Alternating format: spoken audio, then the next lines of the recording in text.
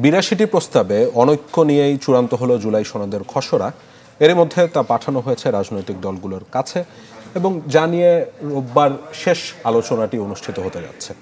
সনদ বাস্তবায়নে সংবিধান সংশোধন পরিমার্জন থেকে শুরু করে জুলাইয়ে আহত নিহত পরিবারের দায়িত্বও নিতে হবে পরবর্তী সরকারকে। বিশ্লেষকরা বলছেন যে রাজনৈতিক দলগুলোর মানসিকতার পরিবর্তন যদি না হয় তাহলে পথ হারাবে জুলাই সনদ। আশিকিন প্রিন্স জানাচ্ছেন বিস্তারিত। Cool perfume deodorant stick এর odor fighting formula দুর্গন্ধ দূর করে দেয় লং লাস্টিং ফ্রেশনেস 24 ঘন্টা পর্যন্ত। জুলাই বর্ষপূর্তি পেরিয়ে 2 মাস হলো, তবুও কাটেনি জুলাই সনদ নিয়ে অনিশ্চয়তা। 166টি সংস্কার প্রস্তাবে এখনো পর্যন্ত অনৈক্য 82টিতে। পাশাপাশি বাস্তবায়নের প্রক্রিয়া নিয়েও রয়েছে মতবিরোধ। এমন প্রেক্ষাপটে খসড়ার অঙ্গীকারনামায় কিছুটা পরিবর্তন আনে ঐকমত্য কমিশন, যা বৃহস্পতিবার রাতে পাঠানো হয় রাজনৈতিক দলগুলোর কাছে। অঙ্গীকারনামার 60টি ধারা পর্যালোচনা করে দেখা যায় এই সনদে বিবেচিত হবে 33টি রাজনৈতিক দলের সমঝোতার দলিল হিসেবে, যা তফসিলের মাধ্যমে অথবা অন্য কোনো উপায়ে সংবিধানে অন্তর্ভুক্ত করার বাধ্যবাধকতা থাকবে, যার বৈধতা নিয়েও কোনো প্রশ্ন তোলা যাবে না আদালতে। বরং বাস্তবায়নের প্রতিটি ধাপে সনদের স্বাক্ষরকারী সবাইকে নিশ্চিত করতে হবে এর আইনি ও সাংবিধানিক সুরক্ষা।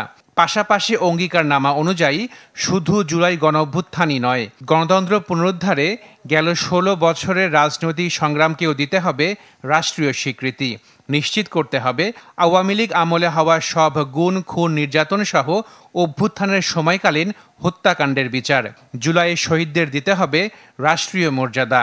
নিশ্চিত করতে হবে আহতদের সুচিকিৎসা ও পুনর্বাসন।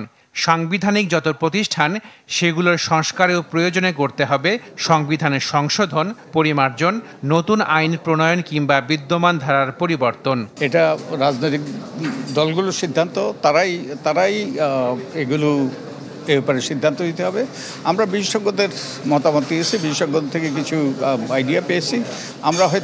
আমরা তাদের মতামত শুনে হয়তো আমরা বিশেষজ্ঞদের কাছ থেকে যা শুনেছি তা হয়তো তাদের সাথে শেয়ার করব, কিন্তু সিদ্ধান্ত তাদের। আমরা সকলেই আমরা শহীদদের রক্তের সাথে বিশ্বাসঘাতকতা করব না। আমরা তাদের আত্মত্যাগের প্রতি শ্রদ্ধা প্রদর্শন করে আমরা ঐক্যবদ্ধ পৌঁছব। রাষ্ট্রবিজ্ঞানী রওনক জাহান বলেন, সনদ বাস্তবায়নে দলগুলোর মানসিকতার পরিবর্তনই সবচেয়ে জরুরি।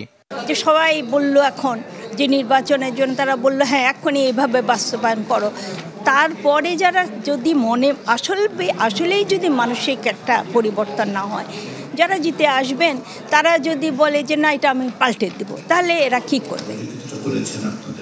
রোববারই রাজনৈতিক দলগুলোর সাথে শেষবারের মতো বসছে জাতীয় ঐকমত্য কমিশন, আর এই কমিশনের মেয়াদ রয়েছে 15ই সেপ্টেম্বর পর্যন্ত। এই সংস্কার প্রক্রিয়ার সাফল্য, কারণ এর উপর বাংলাদেশের ভবিষ্যৎ পথরেখা নির্ভর করছে। Ashikin Prince, channel 24, Dhaka.